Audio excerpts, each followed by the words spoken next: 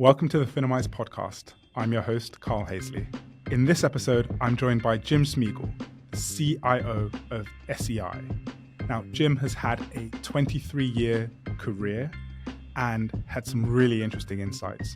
For instance, he thinks Magnificent Seven is maybe the Magnificent Three and is overdone. And he's betting that now is the time for active managers to shine. We talk about all that and more, including his tips to be a strong leader and an excellent investor. All that and much more coming now with Jim Smigiel. Jim, thank you for joining the Finimize podcast. Welcome. Thanks very much for having me, Carl. Good to be here. Great. I'd love to start with talking about the Magnificent Seven because we're just coming out of earnings season.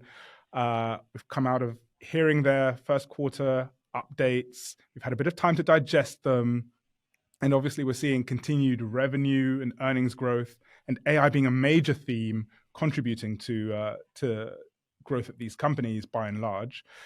Obviously, attracting tons of attention. Mm-hmm. I'd love to understand how you're thinking about Magnificent Seven stocks at the moment. Yeah. I guess first off, is it the Magnificent Seven anymore? Is it more like the Fab Four, maybe the terrific trio or something? We'll have to see. Apple's still a little bit below. Tesla obviously struggling. To your point, mixed bag a little bit here year to date. No doubt about it. We still have the big earnings report yet to come. So the big bully in the room being Nvidia. So that's a few weeks out. So there'll be the last to report. By and large, this kind of overall theme of the Magnificent Seven, which is really kind of wrapped up in the kind of the concentration risk that we see, if you will, in the S&P 500, it kind of continues. It's maybe off a little bit of its peak, just given what's happened to Tesla and Apple kind of struggling a little bit to keep up with the broader market, but the momentum is still there. It's been an interesting market though, 2024, because it's not exactly like 2023 where that was the entirety of the conversation, right? I mean, the issue, if you didn't own Nvidia or at least overweighted a little bit, it doesn't matter if you were a growth-oriented manager or a value-oriented manager. That was tough sailing. This year's a little bit better for the security selectors. We see value managers doing pretty well, energy doing well. We see that kind of broadening from a sector perspective, broadening of that kind of outperformance to the broader market. So, our view on the Mag 7, we don't really take any kind of specific views company wide, but we would prefer a little bit more of a diversified posture kind of relative to the broader market today. And there's a lot of different ways of kind of getting there. Active management is one of them. It's interesting. It's kind of a little bit of an interesting curveball. We along with many other firms like ours, we have a lot of clients that take passive exposure in U.S. large cap. It's very, very cheap beta. It's a great way to save some cash and maybe deploy that fee budget in other areas. But as a passive investor, you're just a price taker, and multiples are a bit stretched. The top 10% is over 30% of the index. It's a fairly concentrated exposure. So even for those investors, we're actually starting to recommend, hey, maybe now is the time to take on a little bit of active risk in your large cap exposure. Spend a little bit of a fee budget on U.S. large cap, because we think, as the concentration risk falls, which we expect it to do, it's hard for the biggest ones in the index to remain the biggest. We think that's a tailwind for active management. So, our view of the Mag 7 broadly is like, look, they're great companies. The earnings are amazing. So quality companies, they have, for the most part, strong earnings momentum, as you mentioned. It's just the price which kind of scares us a little bit, particularly for those at the top of the heap. Yeah, and I guess the price for if any of these companies miss it is stark, because you have, if I just look at Q1, if you stripped out Mag 7 and obviously Tesla, Apple, a little bit, maybe it's Mag 5, but if you strip them out, you'd have negative earnings growth for the S&P 500. Yep. And then you've got Mag 7 representing 30% of the index. So 493 companies in the S&P 500 are only 70%, which is it's kind of wild. But I guess maybe shifting gears a little bit, because one of the biggest drivers at the index level is the Federal Reserve. Yep. And we've just not long ago heard the latest from the Fed on keeping US rates unchanged. We've seen the US job report suggesting a cooling labor market. Now, bit of a tough question here, but going into the start of the year, and correct me if I'm wrong, your view was that there'd be 3 US rate cuts in 2024. And consensus has come down. We're now looking at fewer rate cuts that are later in the year.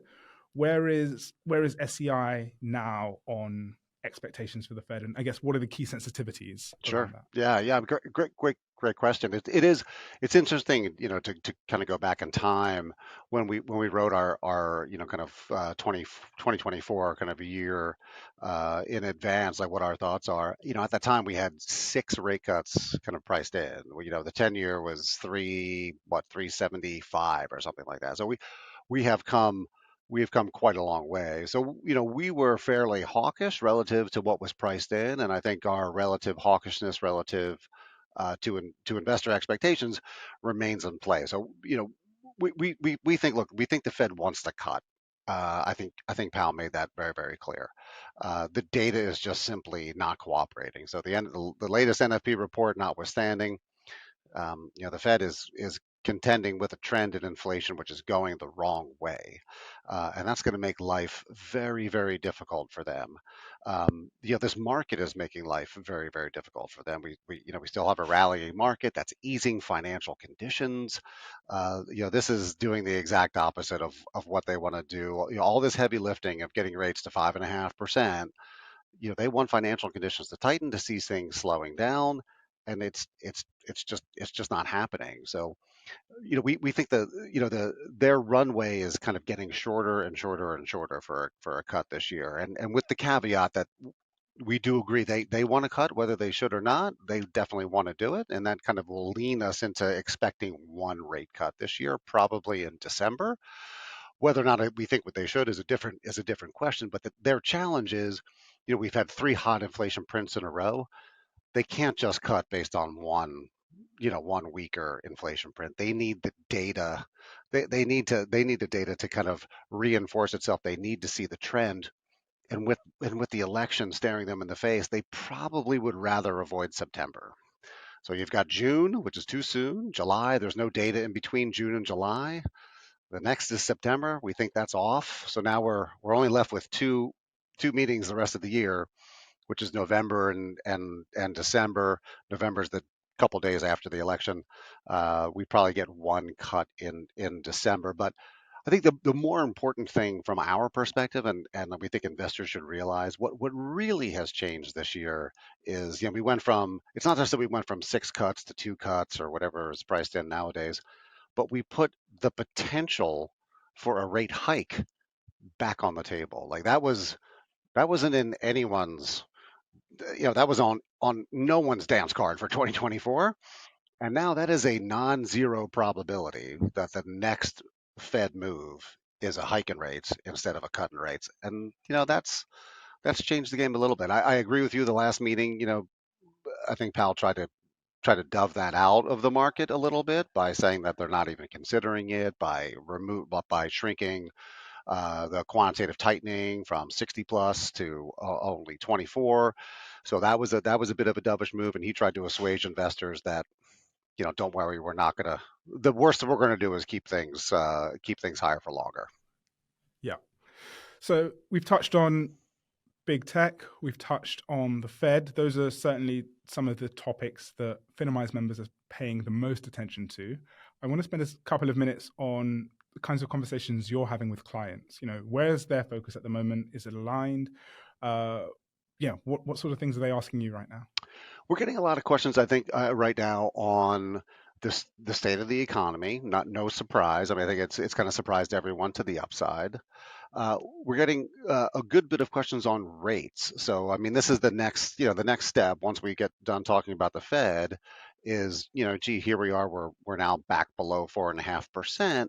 But I think investors are still recalling 2023 when the 10-year, everything was going all pretty well. The 10-year made its way back up to 5%.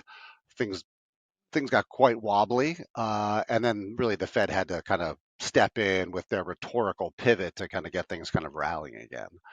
And I think it's good for investors to focus on that because our view, honestly, is that we are going to see higher rates between now and the end of the year, and that's the one issue I think that could cause trouble for the market. If we revisit that 5% level on the U.S. 10-year, I think you're going to start seeing a little bit more volatility kind of priced into the market. We had this big move in Fed funds, and we've had this inverted curve for a really, really long time. So that's, the Fed funds at 5.5, the 10 years at 445. There is no term premium priced into the market. A lot of the reason why that curve has remained inverted is because expectations from investors on inflation and the future path of interest rates have been super dovish. I mean, everyone has expected inflation is going to go back to the Fed's target level. The Fed's going to be able to cut rates because of that. And the longer that stays out there, and that more that uncertainty kind of grows, that geez, are we going to see a 2% inflation rate kind of again? We might start building in an inflation and a term premium in the market, and that would cause, even regardless if the Fed does anything on the front end, that might cause the longer end of the yield curve to rise, and therefore the curve to steepen out, what's known as a bear steepening. And I think that causes a little bit of trouble for equities. We're getting a lot of investor focus kind of on that. What's the future path of interest rates? And then, we're just now starting to get the election questions. What do we think? What outcome A? What does it mean for the market versus outcome B for the market? Got you.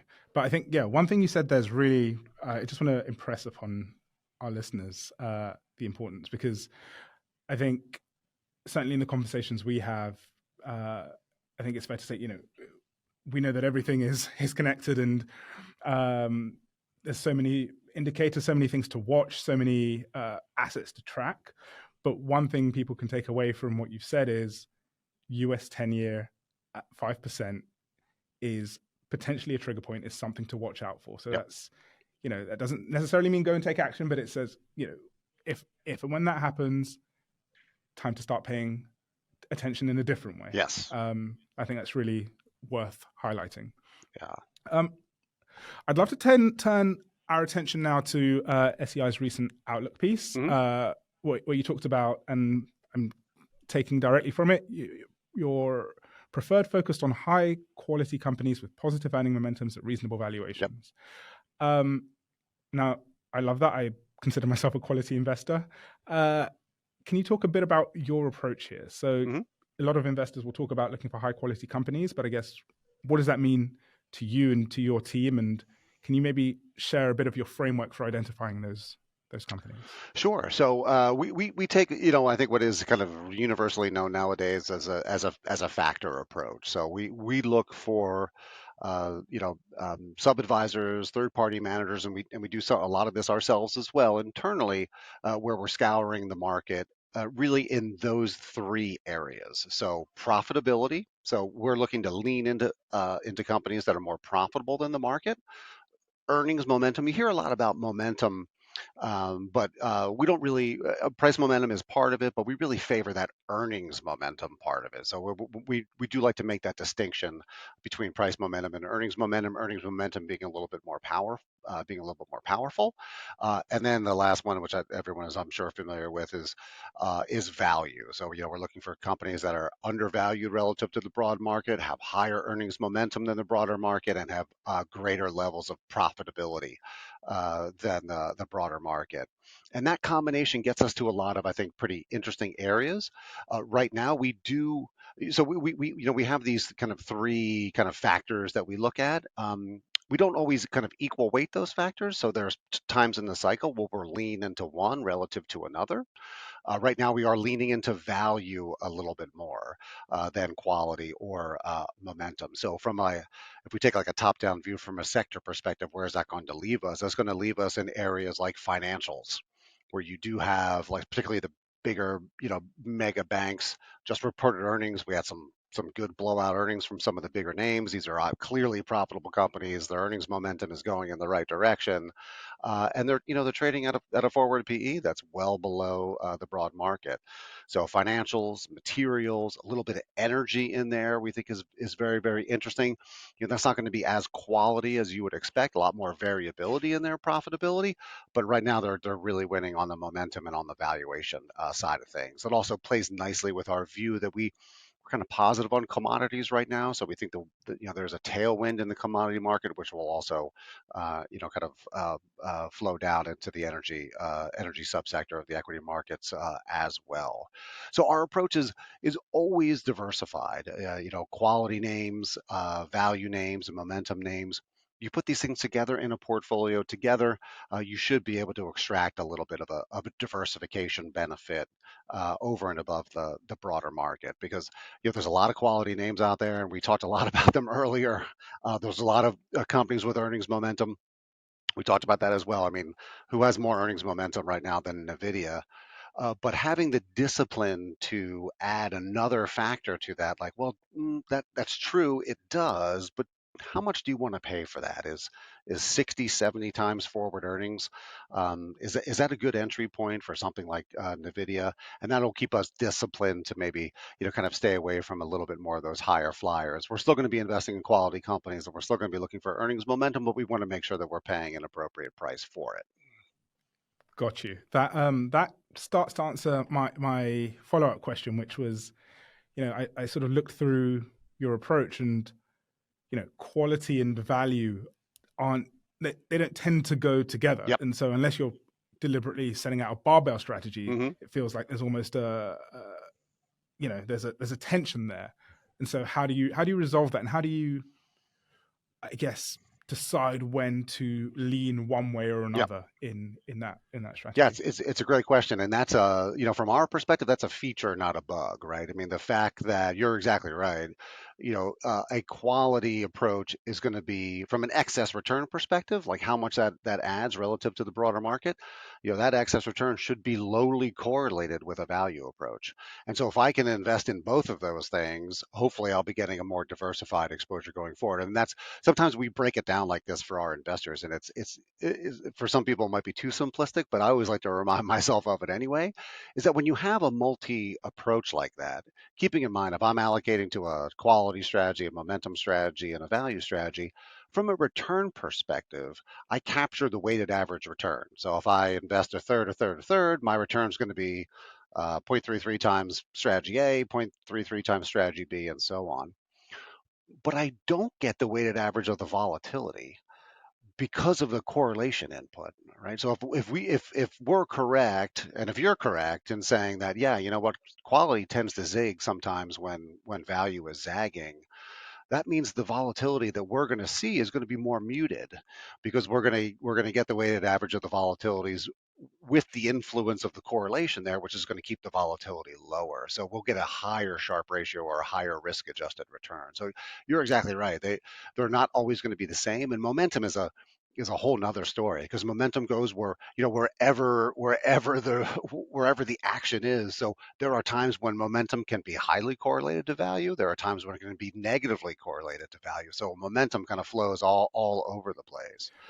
Well, exactly. I was going to say, I guess momentum almost tells you where to look a little bit, in that, right? If you're early cycle, maybe value, like, I guess where we are, I wouldn't necessarily call where we are now early cycle, but certainly in commodities, there's an opportunity. Certainly with the Fed rate cuts not forthcoming, there's a bit of a tailwind for financials. Tailwind for value. Yeah, it's early. It's early for the value cycle, I think, is the way that I would put it. And we're starting to see that already, where those kind of momentum strategies are starting to lean a little bit into the value names, which is really, really interesting. And that gets to your last question, which is like, what do we look for if we are going to lean into one versus the other? And sometimes it does come back to just the macro environment. Other times we look at the valuation spreads. Like what does value look like relative to itself, to the broader market? Or even we'll look at the value of quality. How expensive is quality? How inexpensive is quality? But from a macro perspective, like right now, if our view is that we think rates are going higher from here, that in and of itself is going to have us that's going to benefit value, right? If we look at the interest rate sensitivity of these types of strategies, that's a positive for value, where that's probably going to be a negative for quality, and certainly a negative for growth or classic kind of growth oriented names. So that's one reason why I mentioned earlier we're leaning a little bit more into value right now. Our interest rate outlook is one input into why we're doing that. Got you. That's really interesting. And I think you've certainly turned me from a skeptic into I'm bought in. I get it. I really do. Um, I want to pick up something you mentioned almost right at the top of the podcast and expand on it a little. You talked about passive investors being potentially a buyers at any price, and that potentially now could be a time to add more active into the mix. Interestingly, I read something just earlier today in the Times of London, showing over a 3-4 year stack, individual investors who tend to bias a bit more passive were performing in line, if not slightly better than active managers. But I guess with the context of the last 3-4 years, perhaps that's to be expected. But back to the question, I guess, can you explain some of the mechanics at play? You started to touch on it in terms of active potentially being more attractive. What is it that you're actually expecting to happen here? Sure. Yeah. So, it's interesting because this actually it applies to the UK as well. I mean, so if we look at the FTSE, I mean it's a very concentrated index as well, but it's been much more concentrated in years past when it's dominated by the BPs of the world and the HSBCs of the world. So we have we you can go back and kind of look at it. We've kind of made this chart internally where when we see the concentration of any index, so this applies to the FTSE, it applies to the S&P 500. When we see that concentration increasing, meaning that there's only a very, very small number of names in any particular index that are driving returns, that does tend to be a headwind for active management. So when we look at the average active manager in times when index concentration is increasing, they tend to do pretty poorly. And if you think about the logic behind it, it kind of makes sense, right? If your job as an active manager is to buy winners and avoid losers, but there's only one or two names that are driving all of the performance, and if you don't own those, you're yeah, exactly. And it gets even worse for, like in the US, if you're a growth manager. I mean, I think Nvidia's it's like 15% of your index. Well, you're not gonna, as an active manager, you're not gonna put 20% of your clients' assets into one stock, right? I mean, in some cases and in some regions, there's rules even against that. Like you can't.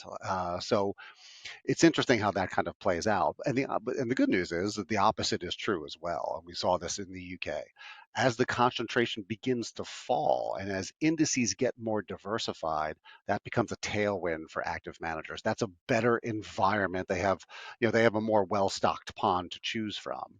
And that's kind of what's driving our expectation here in the United States, because we think we're kind of tapped out. We're at the peak of that concentration right now in the S&P. And if we think that's going to continue to kind of be diversified throughout 2024 and into 2025, that's good, should be a tailwind. So the average active manager should do better than they have in the past. But you're exactly right. If you've been a passive manager for the last 5-10 years, particularly specifically in U.S. large cap, that has absolutely been the place to be.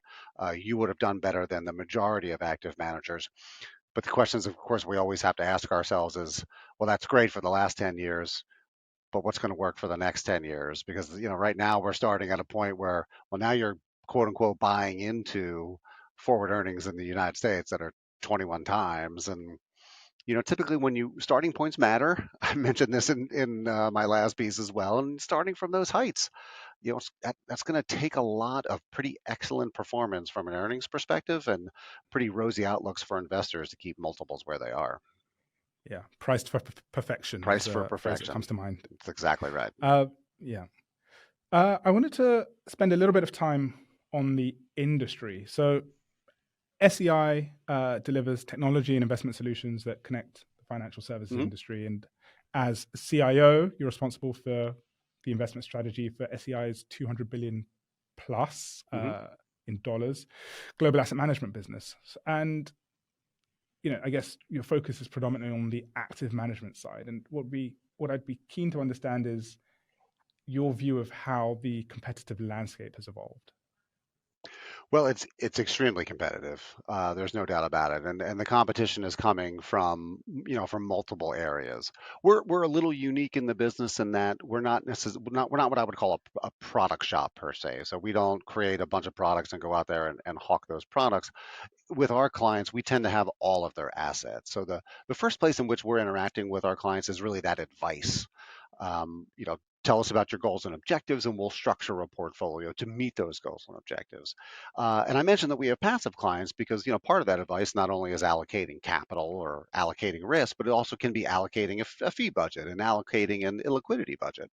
So, we sit at a little bit of a different part of the market because we control the entirety of the client's portfolio. But that said, I mean, the competition in the space, we see people in even in our area that have kind of really never been in this space before, now getting into the space. So while a few years back, I would say we had three or four main competitors, that's quadrupled. And the types of investors are really unusual. I mean, the biggest names in the business in the industry are getting involved in every aspect of asset management. I mean, long story short, this is all good news for the end investor, right? Competition makes all of us take a step back, make sure that we're delivering high value at reasonable cost to the end investor. But there's no doubt competition is absolutely fierce in the space, and that means that we have to set ourselves apart and be an advocate for the client, convince them that that's what our goal is. We are a fiduciary, so that we're always looking out for them. That's first and foremost in terms of our goals and objectives. But I certainly, you can look at our earnings. It's a challenging environment for all asset management. I think the end investor is getting a really good value for their dollar nowadays. Got you. So I guess almost with my analyst hat on, where would you say I guess what are the drivers of competitive advantage in the industry? Because I guess scale is one, uh, talent, tech, investment performance. I guess based on what you've just said, in SEI's case, being integrated.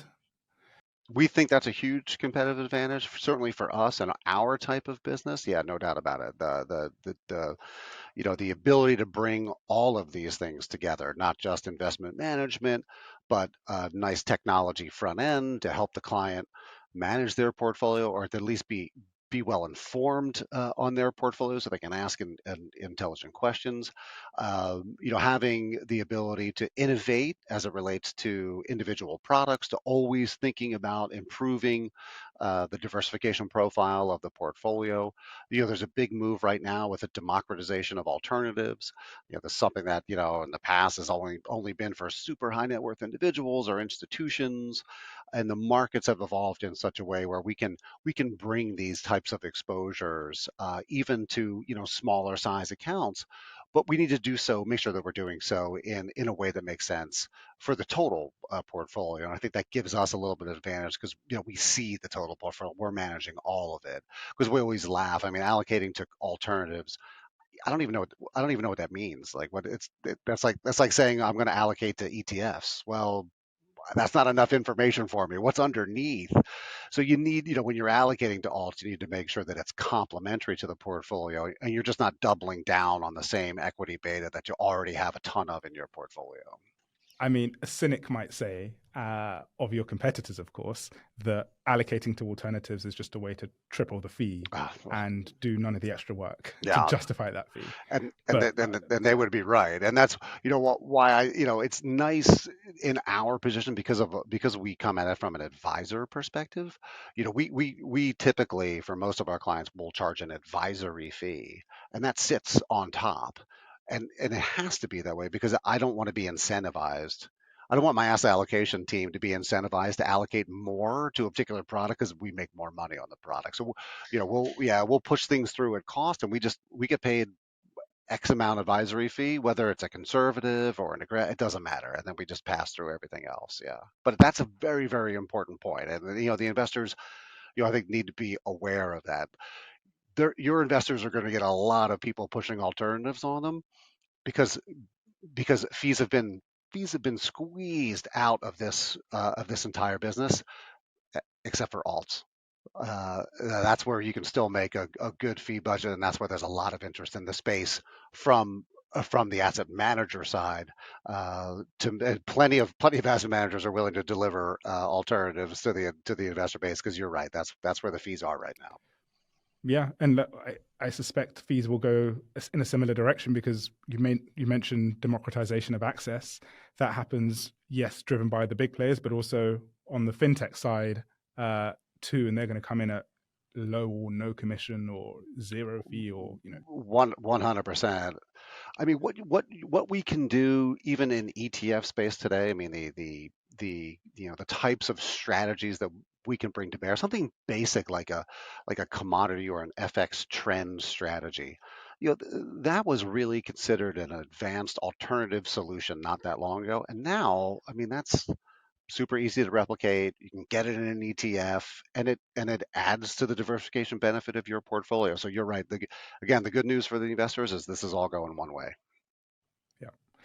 yeah. Okay, leadership. Mm, Jim, you've been at SEI 23 years, so it would be wild if I didn't ask a bit about your time at the firm, your role as CIO. Can you maybe spend a bit of time, maybe not explaining what a CIO does, hmm but what your priorities are on hmm a daily, weekly Yeah, basis, and where your focus is compared to maybe a portfolio manager or an analyst? yeah. So it's I'll take the latter question first. The focus is always going to be a bit broader. I do run a team of specialists, and I think that's the best way to serve the end client. So if our clients are going to have exposure to, say, emerging market debt, I want to make sure that I have specialists that are focusing in on emerging market debt. Probably not too much of a surprise. So what I need to do as a CIO is make sure that everybody on the team has very, very clear goals and objectives, that they understand who ultimately that we're working for, which is the end investor as a fiduciary, and that everybody is kind of, exerting their views and their influence, but doing so within the context of kind of the broader portfolio. So my job definitely becomes setting the overall top-down kind of strategy and views. My job is also making sure that I'm not in an echo chamber. I have to say that a big part of leadership, and that's actually a part, not to go off on a tangent, but that's actually a part that's interesting when we're kind of debating the market environment and debating some tactical views. Sometimes in your position, you almost have to take a step back to make sure that people have to be willing to challenge you. And if a title is getting in the way of that, that can be very, very dangerous for a strategy. So I think I've worked with a lot of my senior people for a long time, where, believe me, they feel very, very comfortable telling me that my idea is stupid, and that's the way it has to be. But that for leaders joining new organizations, that's one thing that they really do need to be kind of aware of, making sure that the weight of the title or the position that you have in the company doesn't kind of get in the way of that exchange of ideas. So that's something that I do spend a lot of time making sure that that's the case. Absolutely. Yeah. Some advice I once received is speak last and speak softly. Yeah. Yeah, I like that. I like that. I'm going to steal that from you. Maybe you've partly answered my next question, which was what makes a good leader, but Mm. maybe I'll let you add to that while answering the next question, which is what makes a good investor? Uh, Investing is hard, and recognizing that out of the gate is paramount. So humility is what makes a good investor. Like, we are in the prediction business, and that is a terrible, terrible business to be in. I don't have a crystal ball. You don't have a crystal ball. No one has a crystal ball. So, understanding the situation that you're in as an investor, first and foremost, that type of self-awareness of paramount importance, that bit of humility of paramount importance. That's always going to kind of lead you into the direction of making sure that you're diversified, asking yourself the question, what if I'm wrong? That's going to help you in terms of setting up your portfolio, sizing individual exposures. How much risk am I taking in any one particular part of the portfolio, or how geared am I towards any one particular outcome. So inquisitive, humble, self-aware. These are all things I think that make a good investor. And I don't know, maybe the last one is paranoid, extremely paranoid. That'll probably make a very good investor. That's fair. Okay, we're getting to the end now, so we're coming on to our lightning Mm. round. What was your first investment, Jim? Oh, boy, that is a great question. I think probably like many, the answer would be an S&P 500 index fund. That was my first investment. Yeah. That's not very sexy in any way, shape, or form, No, is it? I'd be worried if you said it was a triple Yeah, leveraged yeah, that's right. option That's right. play on South Korean tech stocks. Yeah, nowadays is for my son. I think it was probably Bitcoin. Yeah, exactly. That's whatever it takes to get people started. I think. Next one. What was your worst investment? Ah, my worst investment. My worst investment. I don't know why this sticks out at me, but so my worst investment was uh, very, very early on in my career. Like most, I had a retirement account, but then I had a little account that I would buy a few individual stocks in. And do you know the sunglass maker Oakley? I loved Oakleys. I thought they were the best. They had a horrible earnings report, and it sank. And I thought this was a huge bargain. And I dove in there because I like the product, and that's not enough research, which I certainly learned therein. So yeah, that was one of my very first individual stock holdings, and it probably still remains.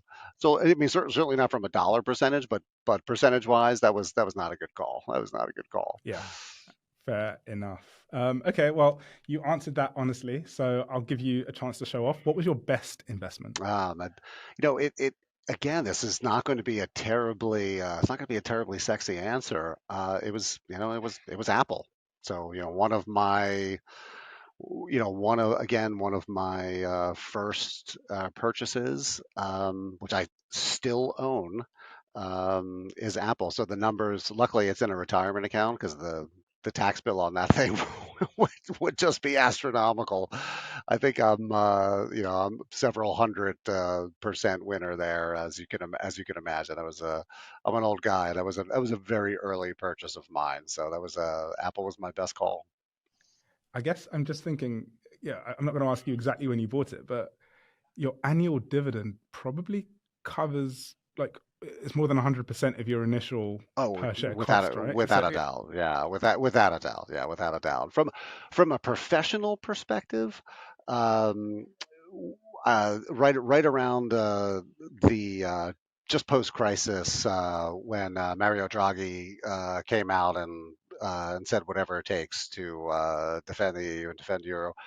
Uh, Professionally here at SEI, we had built up a very, very large euro short, and that worked out extremely well for us. So luckily, we did it in a prudent fashion.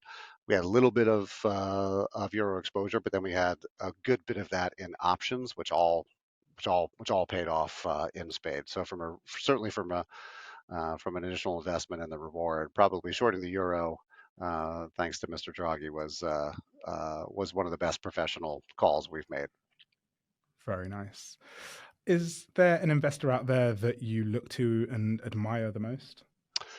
Yeah, I mean, geez, I think there's several. I mean, we just had this past weekend, we just had Buffett Palooza, so one can't mention a list of top investors without listening to Warren Buffett. So in terms of like the people that I will always take a step back and make sure that I listen to, um, Warren Buffett would be up there. Stanley Druckenmiller would be up there. Um, from a sell side perspective, Michael Hartnett at Bank of America is fantastic, and I make sure I read all of his stuff every time that it comes out. So there's a few special folks still out there, and even Jeff Gundlach from DoubleLine. Always make sure I catch Jeff Gundlach's webinars. He does a great job. a rare shout out for the sell side. Yeah, yeah. I have to give the sell side some props every now and again. What's the best piece of it can be investment advice or life advice? You've had a wonderful career to date that you'd like to share with our listeners that maybe someone would have given you at the start of your career? Hmm. That is a great question. I mean, I think maybe it's very subtle, but it's something that I've heard in one form or another, and I think maybe changed a little bit here and there, but it's very, very basic, which is, just kind of regardless of where you find yourself, always do a good job, always look at ways of adding value. And, chances are things are gonna work out. So if you don't get that promotion at work or you didn't get that job that you were hoping for, well, whatever you're doing now, that's what's in your control. And if you put your heart into it, do a great job. It's always amazing to me how things tend to fall into place for you. So not easy to do, not easy to keep that kind of positive outlook or that work ethic high.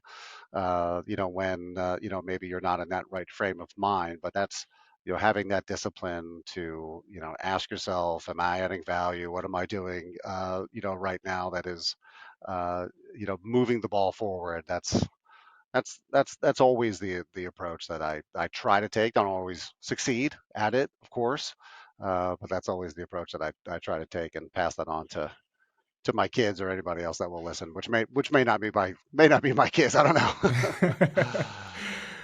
Cool. And then last but by no means least, where can people find out more about SEI and the services you have on offer?